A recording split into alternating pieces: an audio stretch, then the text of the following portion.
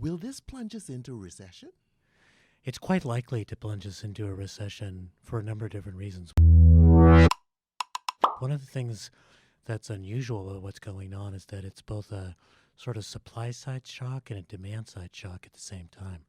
On the supply side, the fact that China got hard hit and wound up shutting down its manufacturing, that actually disrupts a lot of the sort of supply chains that go to products that many of us buy.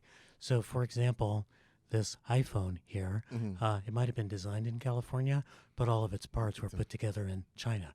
So when workers aren't going to work in China, a lot of the supply chains of goods get disrupted, and that has a big impact on the economy. But the other thing that's going on is the demand side. I mean, one thing we forget, coming here today, the metro is much emptier than usual. Oh, what? The streets are much emptier than usual. That's true. And restaurants have less people going to them. It's likely to be even less in the future. That means that those workers that work in those restaurants are going to wind up getting less hours. They're going to wind up getting less pay. That's going to be less demand in the economy. The more that people stay home and don't engage in retail or buying in restaurants, et cetera, the less money in the economy, and that's a demand side shock.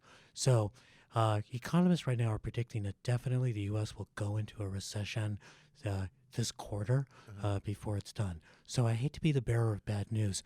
They do say that economists are bearers of bad news always. It's been called the dismal science with good reason.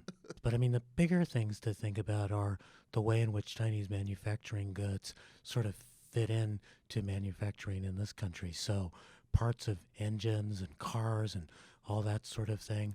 The other thing that's been really important is that the Chinese have shut down their demand for airplanes. And one of our biggest products out of the United States is airplane assembly from Boeing. So that's going to be a big shock in our economy too. And I think one of the things that's really difficult about this situation as well is that the federal government's kind of out of tools.